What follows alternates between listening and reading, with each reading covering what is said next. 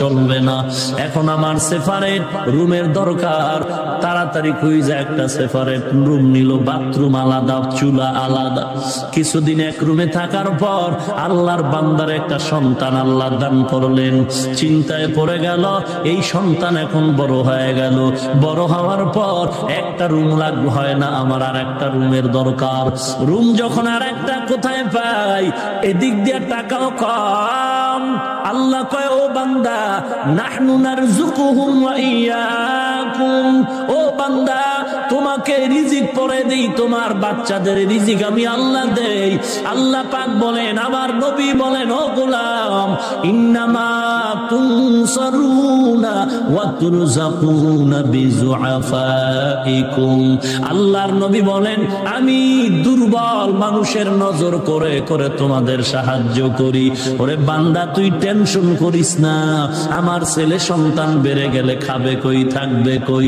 ওরে সংখ্যার উপরে রিজিক বন্টন হয় না, রিজিকের সম্মান, রিজিকের বন্টন সন্তানের অঙ্ক দেয়া হবে না, রিজিকের বন্টন হবে আমার আল্লাহর দরবার থেকে। এখন তোমার সন্তান বড় হয়ে গেল, এক রুমে হয় না, 2 রুমওয়ালা, তুমি এক বাসা নিলা। যখন তোমার সন্তানের বিবাহের সময় হয়ে গেল, এখন এক রুম 2 রুমেও হয় না, তোমার আলাদা আর একটা রুম দরকার। এখন বিয়ার পরে সন্তানরা আলাদা রুমে দিয়া দিলা, রুম আরো বাড়তেছে। ওরে বান্দা, আল্লাহ পাক যে তোমার জান্নাতটা দিবেন, একজন বান্দার পেছনে 70 জন খাদেমা থাকবে হুর হিসাবে। ওরে এদের পেছনেও কত মানুষ থাকবে, কত খাদেম খুদ্দাম থাকবে। এই 70 জনার পেছনে আরো কত সদস্য। তোমার এই 10 দুনিয়ার সমান জান্নাতও মনে হয় যেন হবে না। আল্লাহ জানেন তোমার দরকার, জন্যই তোমাকে দিবে। এত সুন্দর জান্নাত, কেমন সুন্দর জান্নাত আল্লাহ আপনাকে আমাকে দান করবেন।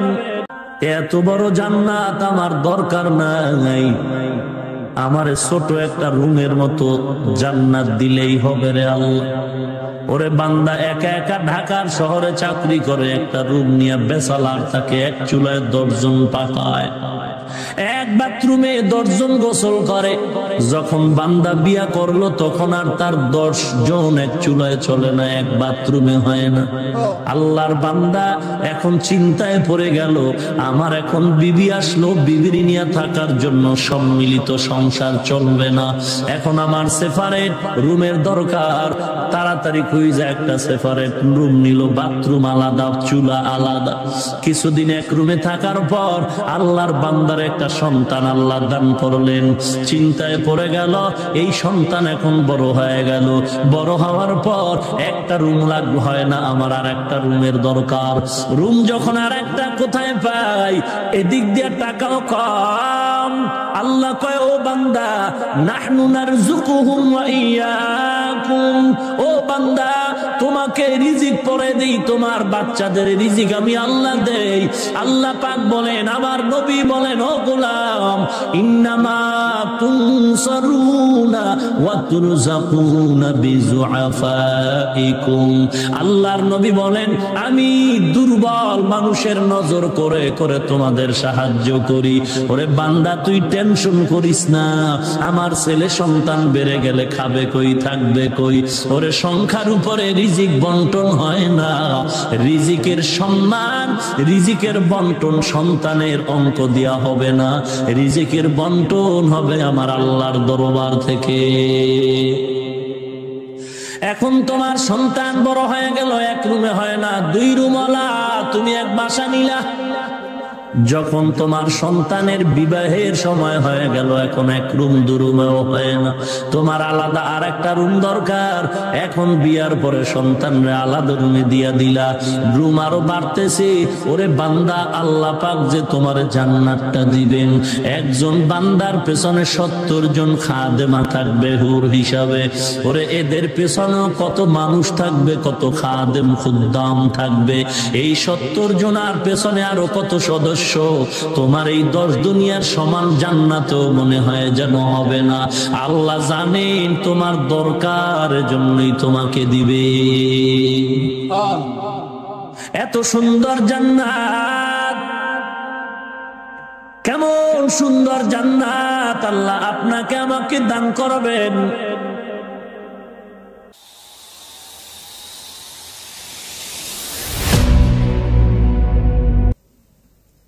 ইন্নাল্লাযীনা আমানু ওয়া আমিলুস সালিহাতি কানাত লাহুম জান্নাতুল ফিরদাউসি নুজুলা। সবাই জান্নাত চাই, এই যে অন্যায় করতেছি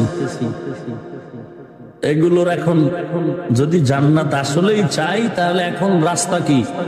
তওবা করতে হবে। কি করতে হবে? তওবা করতে হবে। রাজি আছি না তওবা করার জন্য? আপনারা যারা ভাবতেছেন তওবা করে কি দুনিয়ার সব হারায় ফেলবো, আচ্ছা আপনারা একটু জবাব দেন, রাগ করবেন না, বেয়াদবি ক্ষমা চাচ্ছি। আমরা টুপি মাথায় দিয়েছি, দাড়ি রেখেছি, লম্বা জামা পরি, হারাম খাই না, সুদ খাই না, ঘুষ খাই না, এবং মাদ্রাসার লাইনেও আমাদের কোনো সার্টিফিকেট নাই। পড়ছি কওমি মাদ্রাসায়, যেই মাদ্রাসাকে এক শ্রেণীর জাতি ভাইরা চোখে দেখতেই পারে না, বলে ওখানে পড়ে কি লাভ হবে, ওখানে পড়লে তো চাকরি পাওয়া যাবে না। ওরে আল্লাহর বান্দা, তুমি কেন প্রশ্ন করো চাকরি পাওয়া যাবে না? আমরা তো চাকরির জন্য পড়িই নাই, আমরা তো চাকরির জন্য পড়িই নাই। এ কওমি মাদ্রাসার পড়ুয়া ছাত্র, হাফেজ, আলেম, কারি, বাগের বাচ্চা থাকলে দাঁড়ায় বল, 40 বছরে কোনোদিন কোন কওমির ছাত্র, কোন আলেম, কোন হাফেজ মেম্বার, কমিশনার, চেয়ারম্যান, এমপির কাছে গিয়া বলছে যে ভাই আমার একটা চাকরি দাও? কোনদিন টাকার জন্য রাস্তায় আন্দোলন করেছে? না, আমরা টুপিওয়ালারা কোনদিন রাস্তায় টাকার জন্য আন্দোলন করি নাই। আমরা টুপিওয়ালারা যদি ময়দানে আন্দোলন করে থাকি, নবীর ইজ্জত রক্ষার জন্য আন্দোলন করেছি। না খায় মরে গেছি। যারা মনে করে টুপি মাথায় দিলে ভেজালে পড়বো, আমরা কি ভেজালে পড়েছি? ওরে বাংলাদেশ কেন, সারা পৃথিবীর টপ লেভেলের যেই লোকটা এখন ধনী, তার খবর নাও। আমি চ্যালেঞ্জ দিয়ে বলছি, আমাদের টুপিওয়ালা রসুলের উম্মতের মতো ওই ধনী ব্যক্তিও শান্তিতে নাই। শান্তি দেওয়ার মালিককে, শান্তি দেওয়ার মালিককে। আল্লাহ শান্তি দিবেন আল্লাহর বিরোধিতা করলে? আল্লাহ বলেন, ও মানুষ, আমি ওয়াদা করলাম তোমাদের জান্নাত দিয়ে দিছি, বিনিময় আল্লাহ কি নিয়ে নিছেন? জান আর মাল। ভেতর একটা জীবন আছে না? এই জীবনের মালিককে, আপনার আমার সম্পদের মালিককে। আর আমরা কিসের মালিক? জানমালের না জান্নাতের? তাহলে আমরা যদি জান্নাত চাই, জানমাল আল্লাহকে দিয়ে দিতে হবে। তো আল্লাহ নিলেন না কেন? দোকান থেকে এক লোক 1 বস্তা 50 কেজির চাল কিনলো। চাল, 1 বস্তা চাল কিনে দোকানে রেখে বলে, ভাই কমপ্লিট, তুমি টাকা নিয়ে যাও। আর 2 দিনের জন্য চালের বস্তাটা দোকানে আমানত রাখলাম। দোকানওয়ালা বুদ্ধিমান চালাক বলে ফেললো, ভাই যদি কোনো জরুরতে তোমার এই বস্তাটা আমার খরচ করতে হয়, অনুমতি আছে? চালের মালিক, ক্রেতা বলে, হ্যাঁ অনুমতি আছে, তবে একটা শর্ত, আমার টাকার কিনা চালের বস্তার চাল যদি খরচ করো, এই চাল যদি কেউ খেতে চায়, নিতে চায়, দিবা, তবে কোনো বেনামাজিকে দিবা না, কোনো সুদখোরকে দিবা না। আমার হালাল টাকার চাল, এটা কোনো বেনামাজির পেটে যাবে, আমি চাই না। আল্লাহ বলেন, জান্নাত তোদের দিয়া দিলাম, জানমাল আমি নিয়ে নিলাম। এই জানমাল তোদের কাছে কয়েকদিন আমানত রাখলাম, এটা মালিক আমি, তবে তোর কাছে আমানত। বান্দা বললাম, হে আল্লাহ, তোমার দেওয়া জান মাল এগুলো আমি খরচ করতে পারবো কিনা বলো। আল্লাহ বলেন, হে গোলাম, হ্যাঁ তুমি আমার মালিকানার জান মাল খরচ করতে পারবা, তবে একটা শর্ত, এই জান আর মাল আমি আল্লাহ বিরোধী রাস্তায় খরচ করা যাবে না। জীবনটাকে আমি আল্লাহর রাস্তায় খরচ করতে হবে, এ মাল আমি আল্লাহর রাস্তায় বন্টন করে দিতে হবে।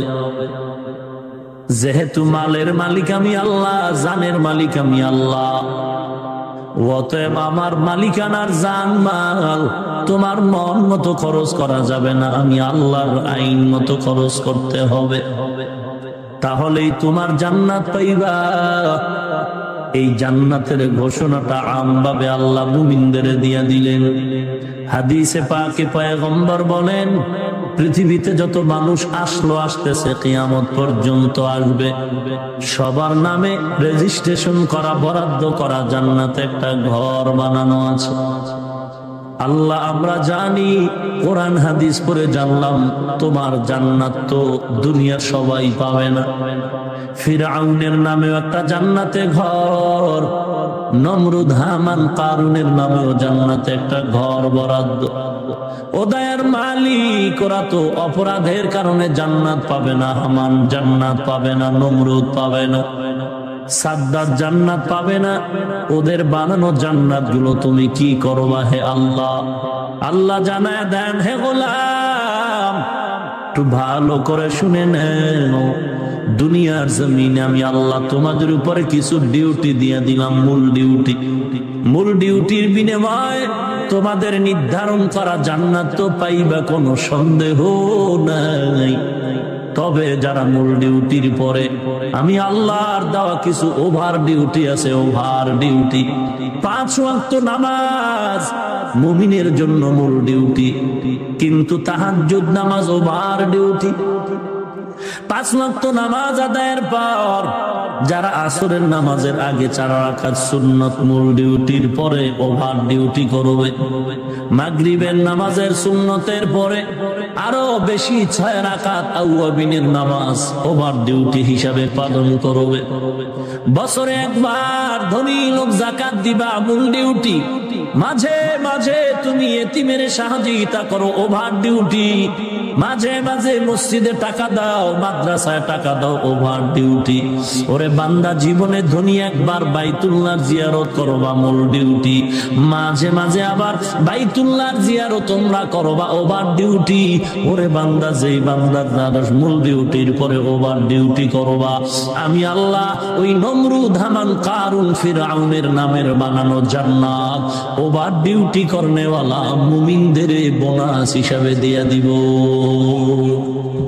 या इलाही तू मेरा माबूद है, या इलाही तू मेरा माशूक है, या इलाही तू मेरा सत्तार है, या इलाही तू मेरा गफ्फार है।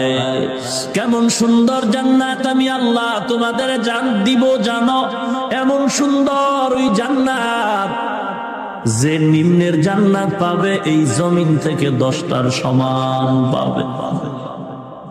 কয়টার সমান? এ জমিন থেকে 10 গুণ বড় এক জান্নাত। এত বড় জান্নাত আমার দরকার নাই, আমার ছোট একটা রুমের মতো জান্নাত দিলেই হবে রে আল্লাহ। ওরে বান্দা, একা একা ঢাকার শহরে চাকরি করে, একটা রুম নিয়ে বেসালার থাকে, এক চুলায় 10 জন পাকায়, এক বাথরুমে 10 জন গোসল করে। যখন বান্দা বিয়া করলো তখন আর তার 10 জন এক চুলায় চলে না, এক বাথরুমে হয় না। আল্লাহর বান্দা এখন চিন্তায় পড়ে গেল, আমার এখন বিবি আসলো, বিবির নিয়ে থাকার জন্য সম্মিলিত সংসার চলবে না, এখন আমার সেপারেট রুমের দরকার। তাড়াতাড়ি খুঁজে একটা সেপারেট রুম নিল, বাথরুম আলাদা, চুলা আলাদা। কিছুদিন এক রুমে থাকার পর আল্লাহর বান্দার একটা সন্তান আল্লাহ দান করলেন।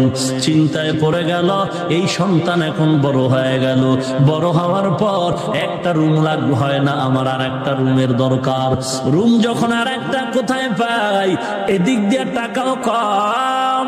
আল্লাহ কয়, ও বান্দা, নাহনু নারযুকুহুম ওয়া ইয়্যাকুম, ও বান্দা তোমাকে রিজিক পরে দেই, তোমার বাচ্চাদের রিজিক আমি আল্লাহ দেই। আল্লাহ পাক বলেন, আমার নবী বলেন, ও গোলাম, ইন্নামা তুনসারুনা ওয়া তুরযাকুনা বিযুআফাইকুম। আল্লাহর নবী বলেন, আমি দুর্বল মানুষের নজর করে করে তোমাদের সাহায্য করি। ওরে বান্দা, তুই টেনশন করিস না, আমার ছেলে সন্তান বেড়ে গেলে খাবে কই, থাকবে কই। ওরে সংখ্যার উপরে রিজিক বন্টন হয় না, রিজিকের সম্মান, রিজিকের বন্টন সন্তানের অঙ্ক দেয়া হবে না, রিজিকের বন্টন হবে আমার আল্লাহর দরবার থেকে। এখন তোমার সন্তান বড় হয়ে গেল, এক রুমে হয় না, 2 রুমওয়ালা, তুমি এক বাসা নিলা। যখন তোমার সন্তানের বিবাহের সময় হয়ে গেল, এখন 1 রুম 2 রুমেও হয় না, তোমার আলাদা আর একটা রুম দরকার।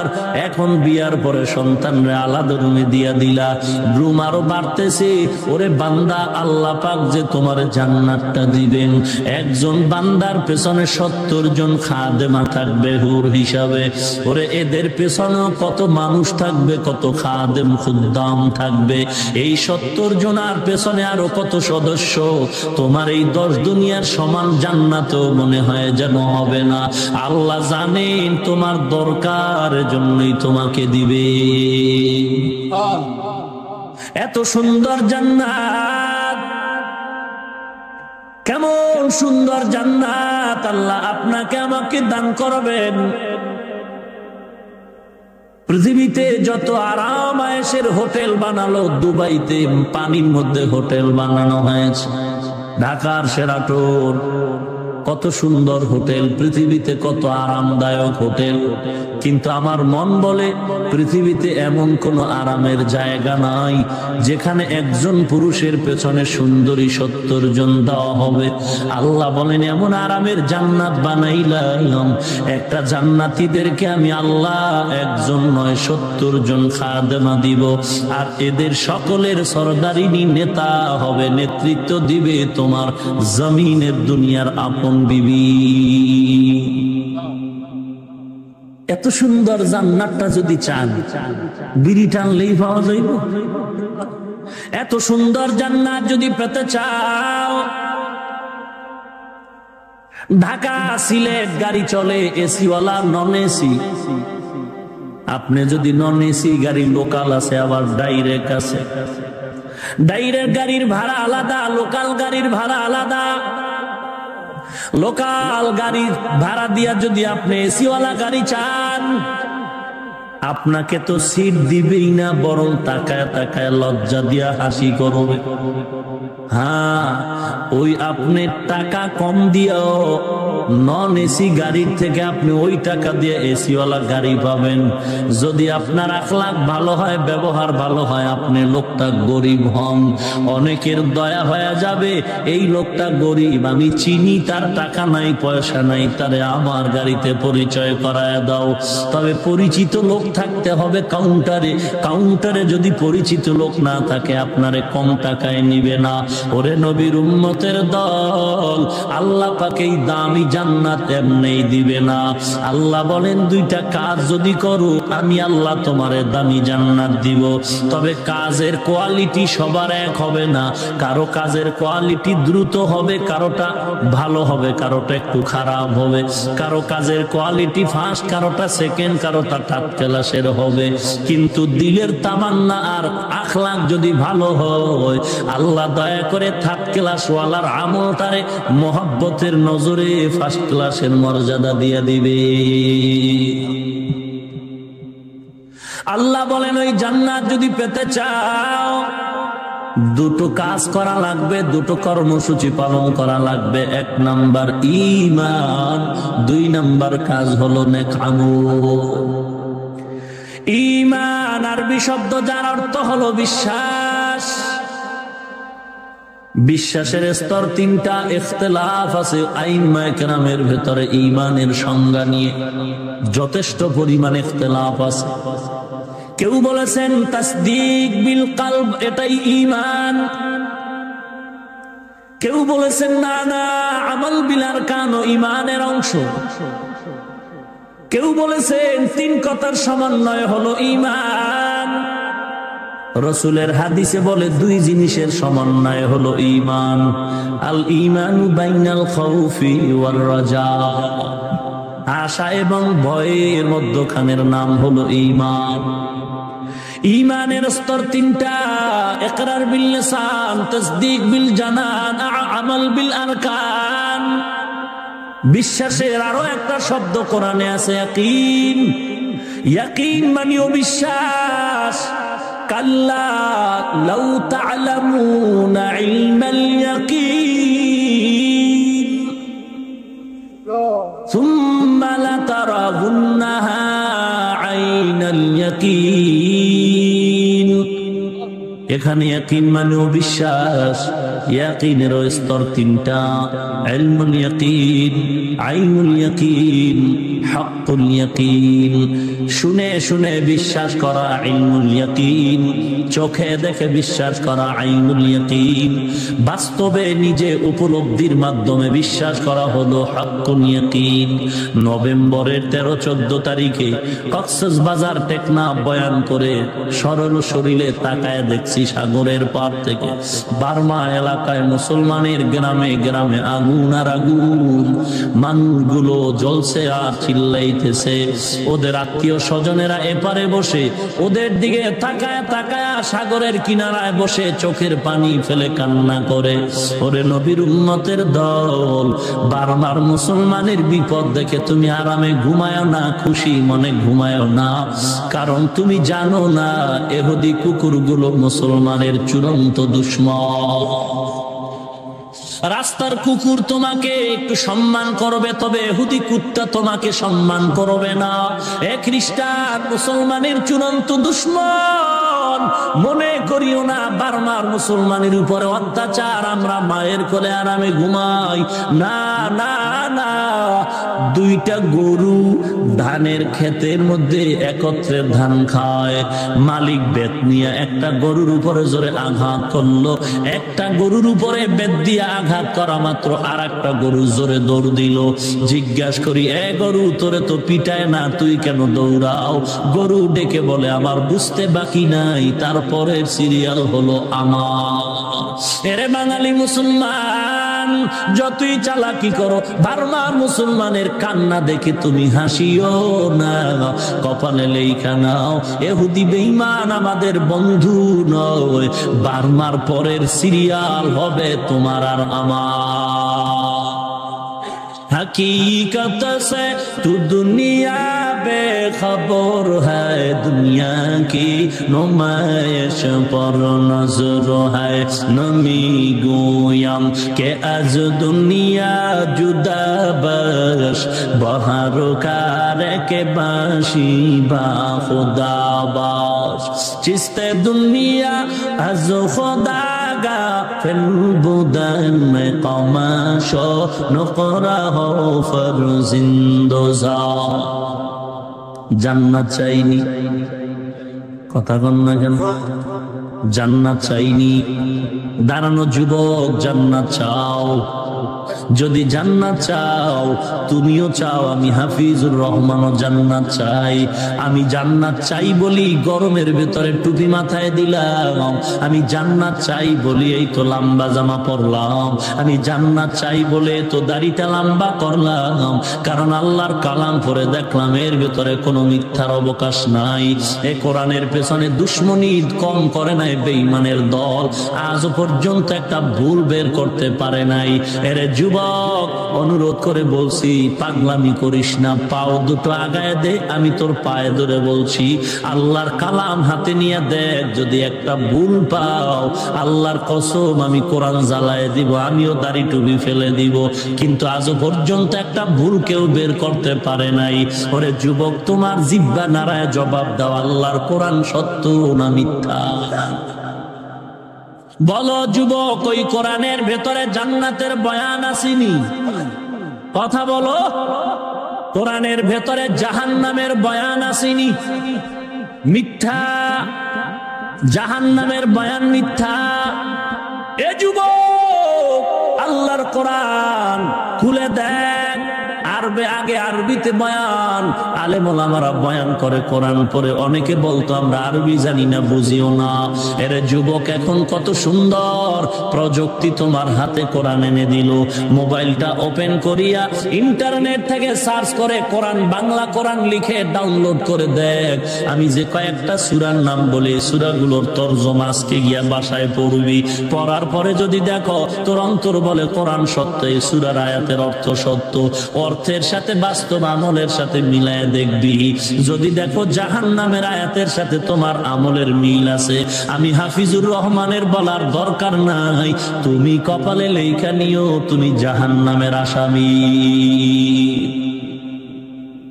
আল্লাহ পাক রব্বুল আলামিন কোরআনে হাকিমের ভেতরে জাহান্নামের বয়ান করেছেন। আলহাকুমুত তাকাসুরু হাত্তা যুরতুমুল মাকাবির, কাল্লা সাউফা তা'লামুন সুম্মা কাল্লা সাউফা তা'লামুন। আল কারিআতু মাল কারিআ ওয়া মা আদরাকা মাল কারিআ ইয়াওমা ইয়াকুনুন নাসু কাল ফারাশিল মাবসুস। ওয়াইলুল লিকুল্লি হুমাযাতিল লুমাযা আল্লাযী জামা'a মালাহু ওয়া আদ্দাদা ইয়াহসাবু আন্না মালাহু আখলাদা কাল্লা লায়ুনবাযান্না ফিল হুতামা ওয়া মা আদরাকা মাল হুতামা আরাআইতাল্লাযী ইউকাযযিবু বিদ্দীন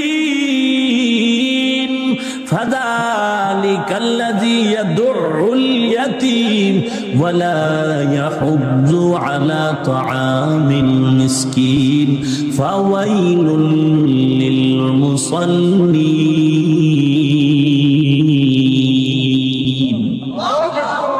আরো আস্তে করে বলে, ই কালামে জিন্দা কুরআনে হাকিম হিকমতে উলা ইয়াজালসতু কাদিম জামিউল ইলমি ফিল কুরআনে হাকিম তাকাসার আনহু আফহামুর রিজালি বাখা কুরআন কালামুল্লাহ বসনো কদিমাস্তি কদিমাস্তি নইনো।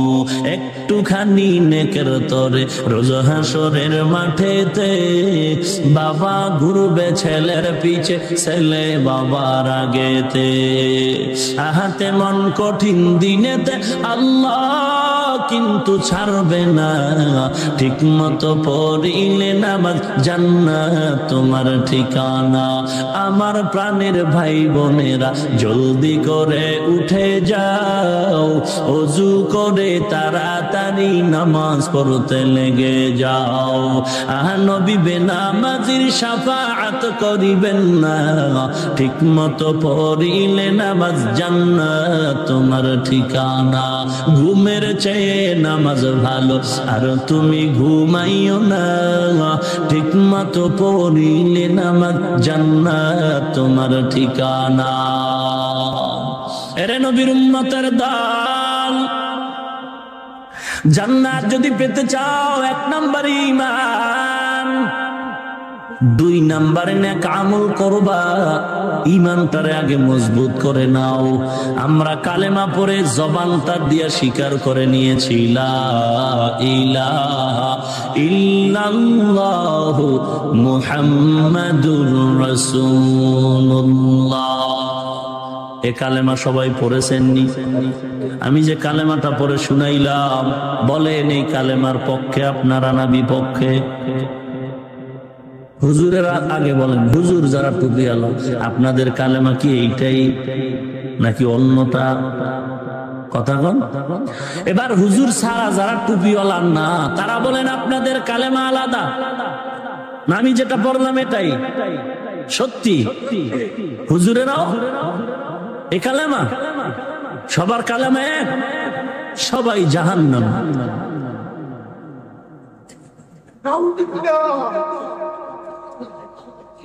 এনে বলো সুবহানাল্লাহ। তার সেরারে কোনো হুশ নাই, কোনো হুশ নাই। ভাইরা আমার, সবাইকে কালেমার পক্ষে, আবার জিহ্বা নাড়ায় বলেন এই কালেমার পক্ষে। আমি কি উত্তর দিলাম? সবাই সবাই। যদি আপনারা বলেন এই কালেমার পক্ষে, তাহলে সবাই জাহান্নামী, আমিও, কারণ আমিও এর পক্ষে। ফতুয়াটা কে দিল? টেলিভিশনের এক বক্তা ফতুয়া দিয়েছে।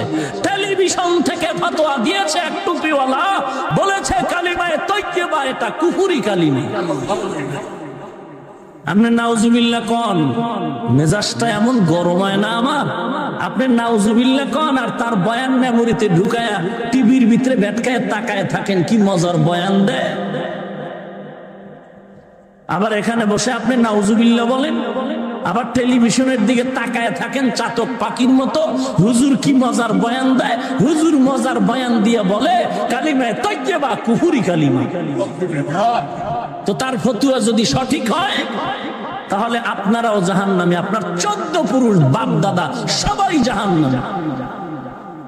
শুধু তাই না, যে হুজুর টেলিভিশনে ফতোয়া দিল তার দাদাও জাহান্নামী, কারণ তার দাদা এই কালেমা পড়ে কবরে গেছে। কথা বলেন না কেন? ওরে নবীর উম্মত, কালেমা পড়ার কারণে আমরা বাংলাদেশের সবাই জাহান্নামে যাব, আর যেই লোকটা ফতুয়া দিয়ে জান্নাতে যাবে তাকে একটু ভালো করে চিনা দরকার। লোকটাকে তাকে ভালো করে চিনা দরকার। কোন দরবারের কুতুব তুমি? আজকে গালাগালি করো কেন রে ভাই? 13 জন মানুষ নিয়ে 50টা মাইক লাগায় গালি আর গালি। এমন গালি, বাসায় গিয়া ম্যাডাম রে কয় গরম ভাত দে। কেন গরম ভাত? বলে মজার বয়ান করছি, কাঁচা কাঁচা গালি দিয়েছি। আজকের বয়ান এত জমলো, অন্যদিন এমন মজার গালি জিহ্বায় আসে না। কয় তুমি যে গালি দিলা রাস্তায় কি কেউ ধরে নাই? কেমন গালি দিয়েছো? বলে কাফের ছাড়া কোনো জিকির নাই। তাবলিগওয়ালারা কাফের, পীর মুরিদি যারা করে কাফের, খাজা মুঈনুদ্দিন চিশতি গাঞ্জাখোর, আবু হানিফা মুশরিক মুনাফিক, দেওবন্দিওয়ালারা কাফের, কওমিওয়ালারা কাফের। কাফের কাফের বলে গালি দিলাম, কলিজা ঠান্ডা হয়ে গেল। ম্যাডাম বলে রাস্তায় কি কেউ ধরে নাই? আল্লাহর বান্দা কয় রাত 12টার পরে খোলা ময়দানে গোল দিলাম, ধরবে কোন সূরে? দেখছেন এটি সব 12টার পর। আমরা যখন ঘুমায় থাকি তখন খোলা ময়দানে গোল দেয় পরাজিত খেলোয়াড়।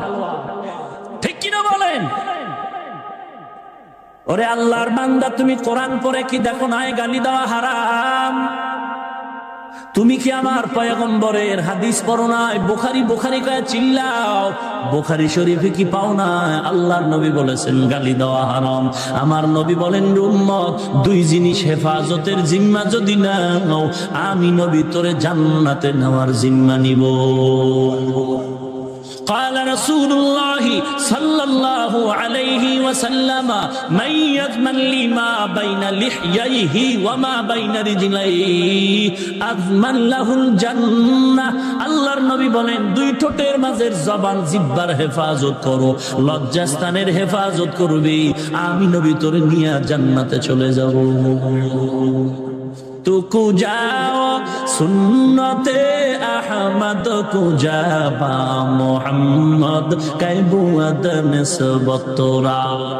ওরে আশেকের দল, পীরের বিরুদ্ধে কথা বলায় তুমি লাঠি মিছিল করলা, নেতার বিরুদ্ধে কথা বলার কারণে তুমি নেতার পক্ষে লাঠি মিছিল করলা, নেত্রীর বিরুদ্ধে কথা বলার কারণে তুমি নেত্রীর পক্ষে লাঠি মিছিল করলা।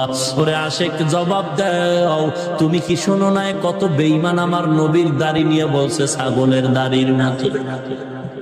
ওরে আশেক রাসূল, তুমি কি শোনো নাই বেঈমান গালি দিয়া বলেছে মদিনার নবী সন্ত্রাসী নবী? বেঈমান গালি দিয়া বলেছে আমার মদিনার মায়ার নবী যৌবনের চাহিদা পূরণে একাধিকবার বিবাহ করেছে। নেতার পক্ষে লাঠি মিছিল দিলা, পীরের পক্ষে লাঠি মিছিল দাও। আমার নবীরে যারা গালি দিল তাদের ব্যাপারে লাঠি মিছিল কেন করলা না?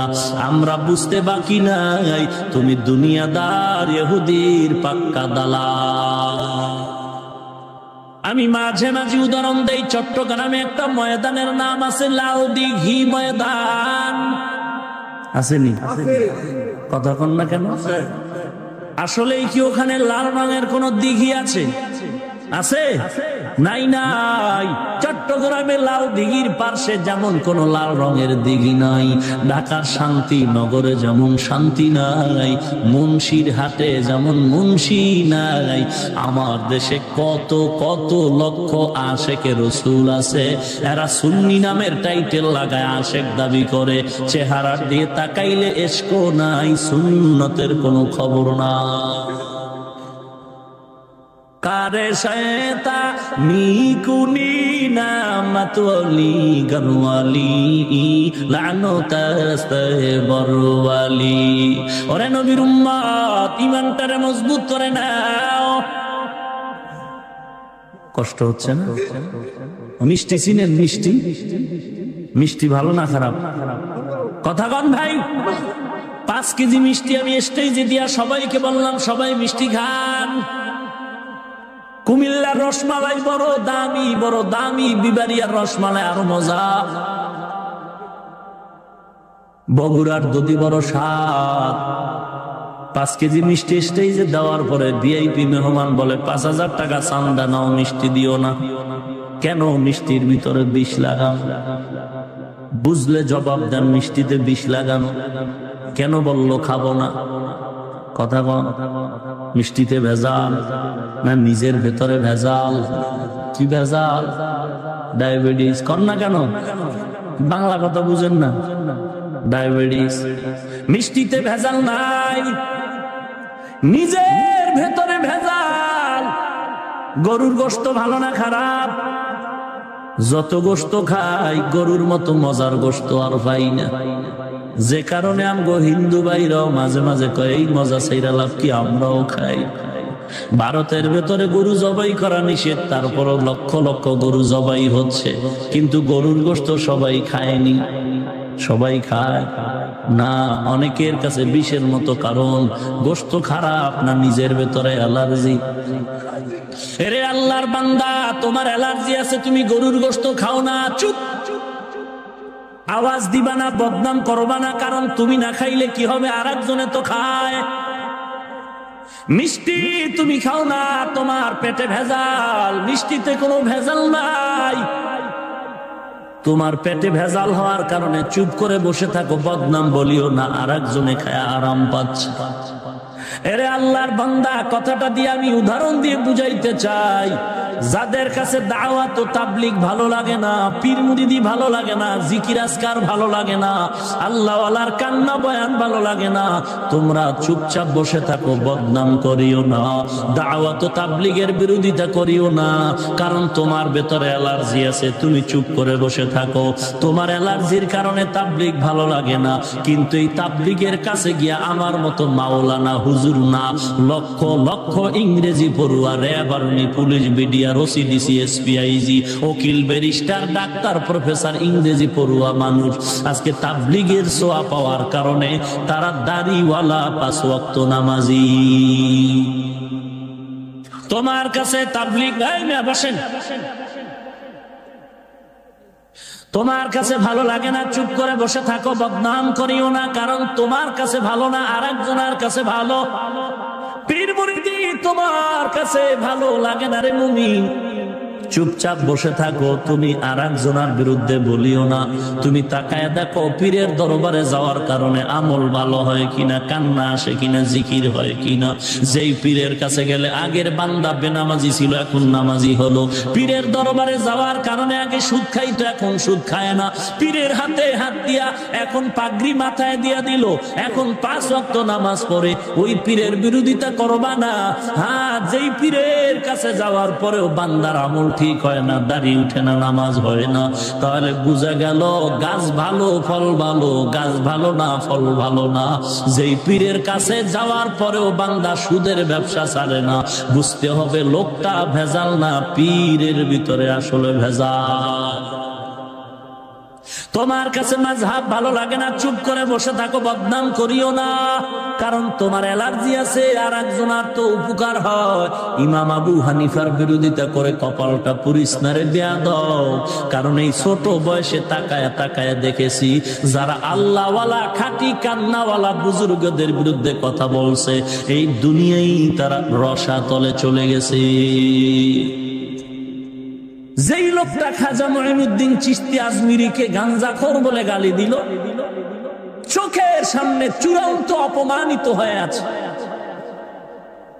এরে আল্লাহর গোলাম, ঈমান এক নাম্বার ঈমান। আমরা কালেমাটা জবানে পড়েছি, এবার অন্তরে ঢুকাইতে হবে কালেমার হাকিকাত। কালেমার হাকিকাত। ও নবীর উম্মত, আজ গালাগালির বাজার বড় গরম হয়ে গেল। হিংসা। আমি বলবো যত বড় পাগড়িওয়ালা হোক, কেউ যদি গালি দেয় বুঝবেন তার ভেতরে বড় ভেজাল। এরে নবীর উম্মতের দল, গালি এটা হারাম, হারাম স্পষ্ট কবিরা গুনাহ। মা বাপ সন্তানের মাঝে অত তর্ক বিতর্ক হয়নি, এই জন্য কি সন্তান মাইক নিয়ে বাবার বিরুদ্ধে রাস্তায় নামে? না না, তর্ক বিতর্ক সাহাবায়ে কেরামের মাঝেও ছিল, আপোষে, হিংসাও ছিল না। আজকে তোমার আমার মধ্যে একটু দ্বন্দ্ব হতে পারে, এই জন্য তুমি ইহুদি বেঈমানের সাথে তাল মিলায়া টুপিওয়ালারে গালি দিতে পারো না। আজকে কত বেনামাজি তোমার দরবারে দৌড়ায়, কত সুদখোর তোমারে হাদিয়া দেয়, তুমি আরামে খাও, তারে তুমি কিছু বললা না। আমার মতো টুপিওয়ালারে গালি দিলা কেন রে বাবা?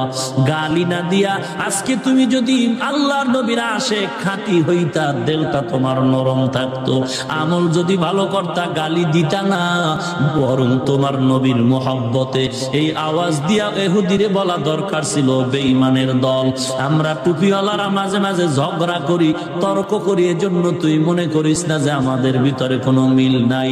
আমরা টুপিওয়ালারা যত ঝগড়া করি আর তত তর্ক করি না কেন, তবে তোদের মতো ইহুদি বেঈমান নবীর দুশমনের পিটাবার বেলায় সব আমরা টুপিওয়ালা একদম।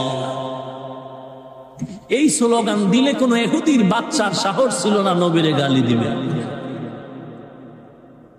কিন্তু আজকে ইহুদিকে গালি না দিয়ে আজকে মুসলমানকে গালি দেওয়া হচ্ছে। আমি সবার পায়ে হাত রেখে বলে যাই, যত বড় পাগড়িওয়ালা হোক, যদি দেখেন খালি হিংসার বয়ান, গালাগালির বয়ান, আমলের বয়ান নাই, নামাজের বয়ান নাই, রোজার বয়ান নাই, এর থেকে আপনারা দূরে থাকার চেষ্টা করবেন।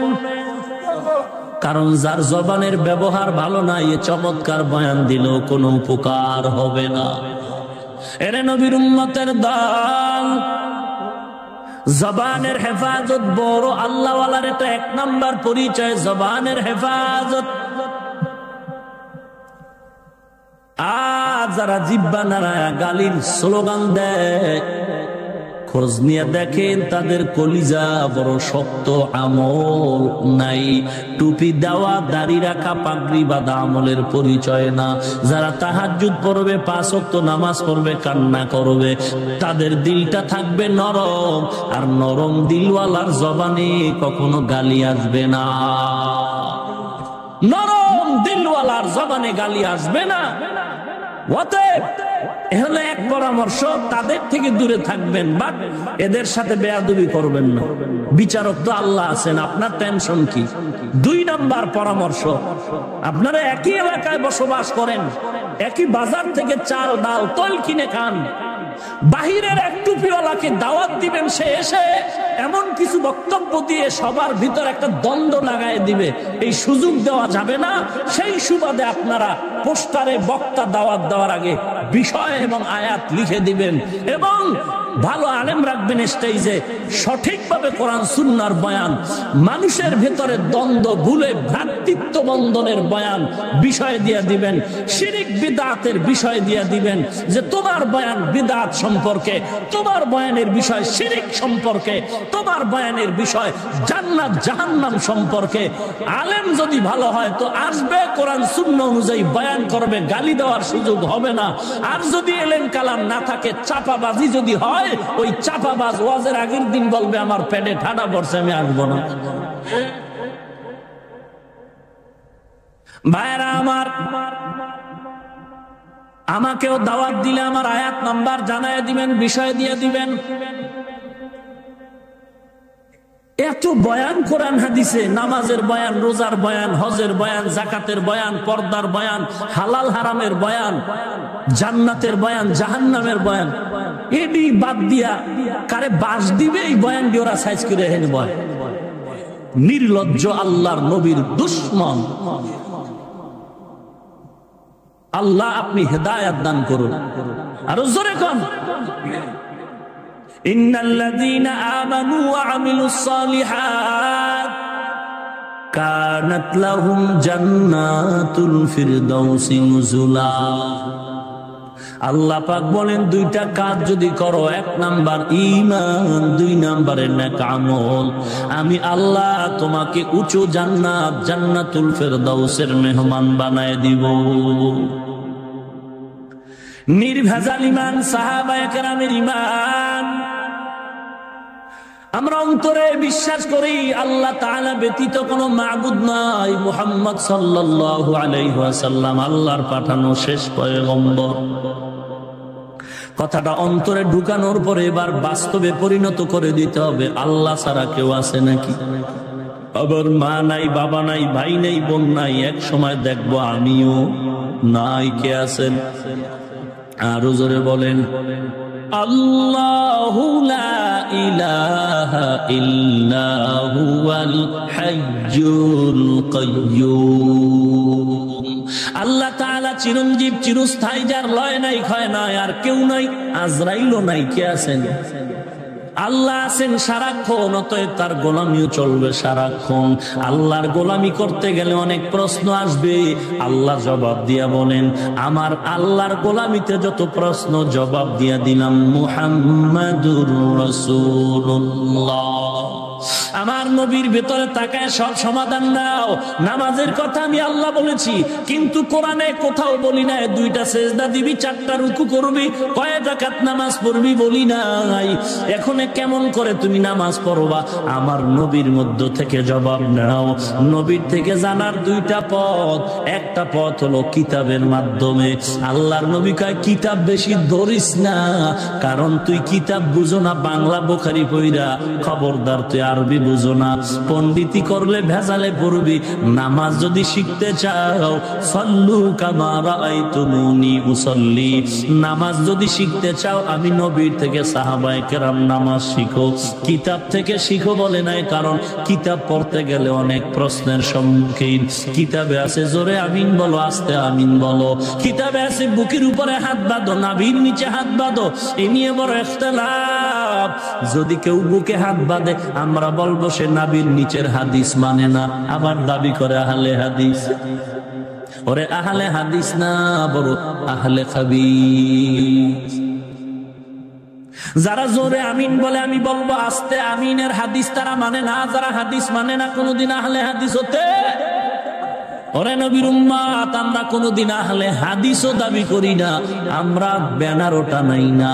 নবীজির সুন্নতের উপরে সাহাবায়ে কেরামদের অনুসরণে আমরা আমল করি। ওরে নবীর উম্মত, নবীর যুগে যা ছিল না তা মানা যাবে না, নবীর যুগে মাযহাব ছিল না মানা যাবে না, নবীর যুগে পীরতন্ত্র ছিল না মানা যাবে না। ওরে আল্লাহর বান্দা, তোমার সাথে আমি তর্ক করতে চাই না। আমার ভুল যদি হয় বলো, আমি তওবা করে নেই। অহংকারী না, তুমি যদি ভুল করো তওবা করে নাও। গালাগালি কেন করো রে বাবা? আমিও ভুলের ঊর্ধ্বে না, ভুল আমার হতেই পারে, ধরায় দাও, তওবা করে নেই, গালি দাও কেন? আমি পাস করলি টুপি মাথায় দিলাম। আমার বয়ানগুলো ইন্টারনেট থেকে ডাউনলোড কর, একটা বয়ানও দেখো কোন টুপি নিয়ে গালাগালি করেছে কিনা, আমি লম্বা জামা পরেছি অন্য পোশাকের বিরুদ্ধে বলেছে কিনা, আমি কওমি মাদ্রাসায় পড়েছি অন্য প্রতিষ্ঠানের বিরোধিতা করছি কিনা বলো বাবা। যদি ভুলে বলে নেই, বারবার ক্ষমা চেয়ে নিচ্ছি, একটাও গালি দেই না। অথচ কত মানুষ টুপি নিয়েও গালি দেয়, মাদ্রাসা নিয়েও গালি দেয়। ওরে গালি দাও কেন? আবার আওলাদে রাসূলের টাইটেলও লাগাও। আল্লাহর কসম একবার, আল্লাহর কসম দুইবার, আল্লাহর কসম তিনবার। আওলাদে রাসূল যারা হবে তারা গালি দিতে পারে না, আর যারা গালি দিবে আল্লাহর কসম তারা আওলাদে রাসূল না, তারা তাজা ভণ্ড মুনাফিক। ভাইরা আমার, আল্লাহর মহব্বত অন্তরে ঢুকাও। নবীর যুগে যা ছিল না তা মানা যাবে না, তাহলে আমার একটু প্রশ্ন রেখে গেলাম, জবাব তুমি অন্য সময় দিয়ে দিও। নবীর যুগে বুখারী শরীফ নামের কোনো কিতাব ছিল না, কেন মানো? নবীর যুগে মুসলিম শরীফ নামের কিতাব ছিল না, কেন মানো? নবীর যুগে তিরমিজি শরীফ নামে কোনো কিতাব ছিল না, কেন মানো? ফাবুহিতাল্লাযী কাফা। কোনো জবাব নাই। এরা বয়ানের আগেই বলে আমরা তর্কে জড়াতে চাই না, তার মানে উদ্দেশ্য খারাপ। আমরা বাস দিব, কেউ কিছু বলতে পারবা না। ওরে আমরা আসলেই বলি না, গালি তো আমরাও জানি না। বাঙালি, এই বাংলা গালি শিখতে কিতাব লাগে নাকি? এ গালি জানি না, জানি, এমন গালি জানি সাইজ করে দিতে পারি, কিন্তু না, জাহান্নামের ভয়ে জবানের হেফাজত করি। না হয় আমরা আহলে হক উলামায়ে কেরাম দাড়ি ছাড়া টুপি ছাড়া এই ময়দানে যুবকের অভাব নাই, এদেরও লাগবে না। আমরা টুপিওয়ালা আহলে হক যদি বাঁশের লাঠি নিয়ে রাস্তায় নামি, তোদের মতো বেদাতি ভণ্ড নাস্তিকের সাইজ করতে মাত্র 1 ঘন্টা সময়ের ব্যাপার। পারি, সব পারি বেটা, হাত তো দুইটাই আছে, শক্তি তো কম নাই। আল্লাহর শকর, কাউকে গালি দেই না, শকর। জবান নাপাক করি না গালি দিয়ে, গীবত করে। অতএব শক্তি আছে, কেন করি না? আমরা বেয়াদবের বাচ্চা নয়। 1 ঘন্টা লাগে সাইজ করতে, ভণ্ড বেঈমান। টের পান না হুজুর গো ঠেলা কেমন? পান নাই, টের পান নাই? একটা ঠেলা দিছে, এখনো ভয় করে।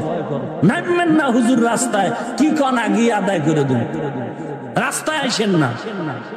এক ঠেলায় খবর হয়ে গেছে হেফাজত, কথা কয় না।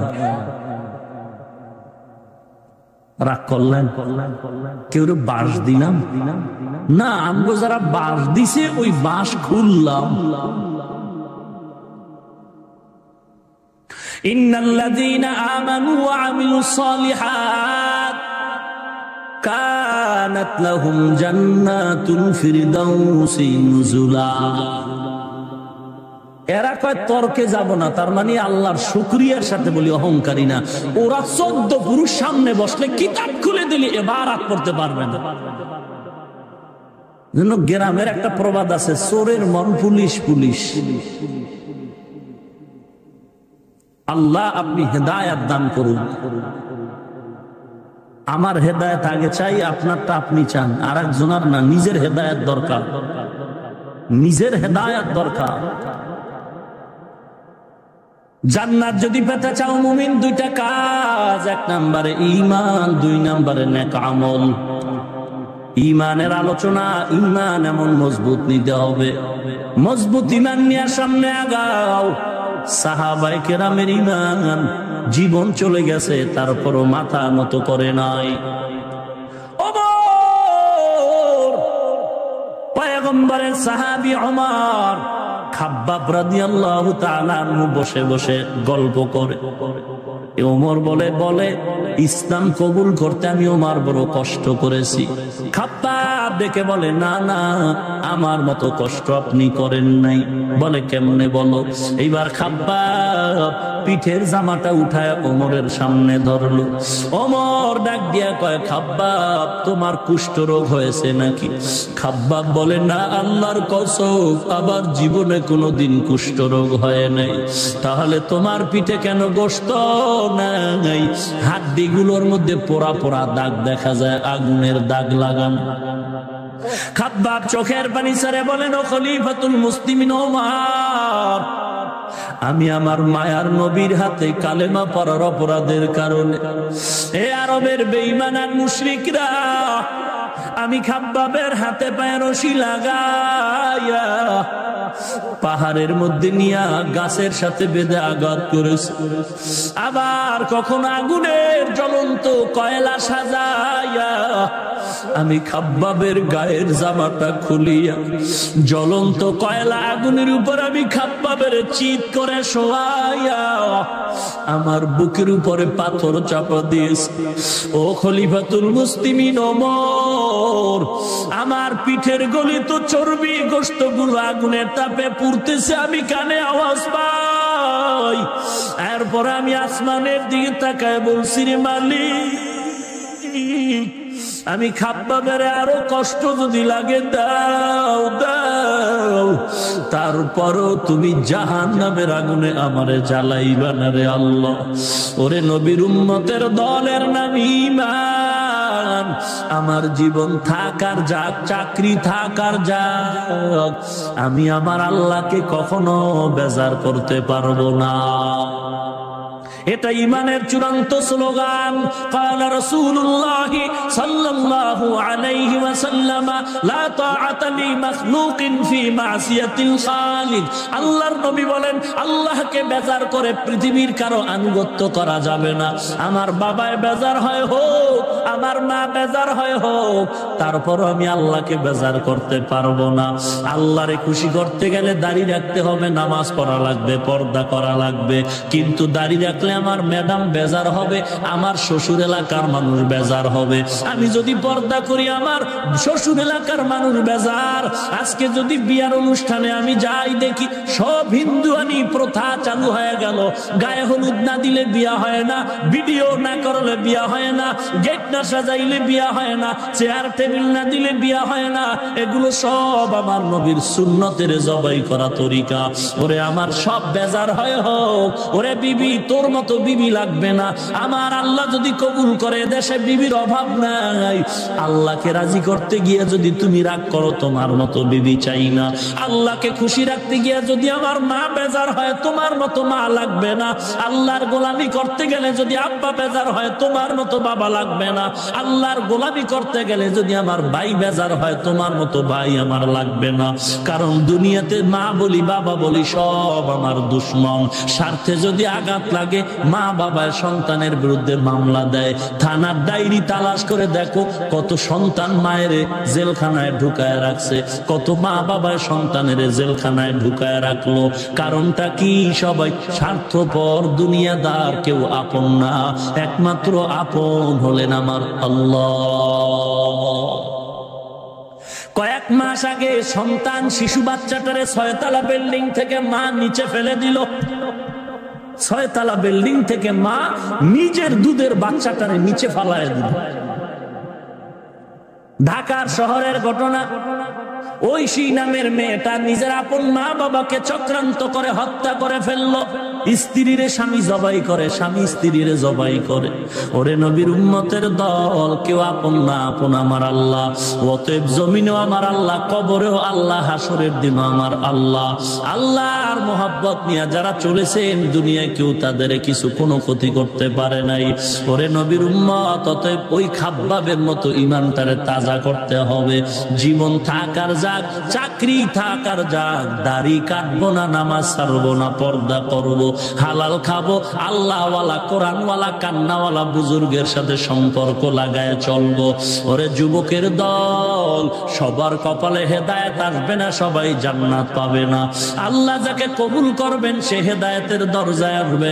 আরে যুবক, আমি বলছি না তুমি আমার মতো হুজুর হয়ে যাও, আমি বলছি তুমি স্কুলে পড়ো, কলেজে পড়ো, কিন্তু তোমার মতো স্কুল কলেজের ছাত্র দাড়িওয়ালা অভাব নাই।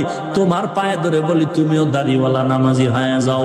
র্যাব, আর্মি, পুলিশ, বিডিআর দাড়িওয়ালার অভাব নাই, তুমি তাদের মতো হও।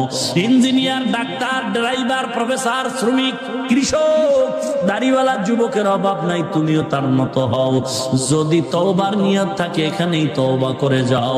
আর যদি তোমার কপাল খারাপ থাকে, তোমার তওবার নিয়ত না থাকে, তোমার দরকার নাই। কারণ হেদায়েতের মালিক আল্লাহ, ইজ্জতের মালিক আল্লাহ, সম্মানের মালিক আল্লাহ। অন্তর যদি ভালো থাকে, মুনাফিকি না থাকে, গলায় ছুরি লাগবে তারপরও দাড়ি কাটবো না, নামাজ ছাড়বো না, এমন পাক্কা তওবার নিয়ত যদি হয়, খাঁটি নিয়তে দুটো হাত আমার আল্লাহকে দেখায়া দাও। আয় আল্লাহ, আপনি হাতগুলো কবুল করে নেন। দাড়িওয়ালা, 5 ওয়াক্ত নামাজি, নবীর আশিক বানায় দেন। কামাই রুজি, ব্যবসা, চাকরিতে বরকত বাড়ায় দেন। আয় আল্লাহ, মুসিবত থেকে হেফাজত করেন। গুনাহের প্রতি ঘৃণা জমায় দেন। নেক আমলের প্রতি আপনি বেশি বেশি আগ্রহ বাড়ায় দেন। বলেন আমিন। ইন্নাল্লাযীনা আমানু ওয়া আমিলুস সালিহাত কানাত লাহুম জান্নাতুল ফিরদাউসি নুজুলা। আল্লাহ আমাদের ঈমানকে পরিপূর্ণ করে রাসূলের তরিকায় চলে যাওয়ার তৌফিক দান করেন। ওয়া আখিরু দাওয়ানা আলহামদুলিল্লাহি রাব্বিল আলামিন। আসসালামু আলাইকুম ওয়া রাহমাতুল্লাহ।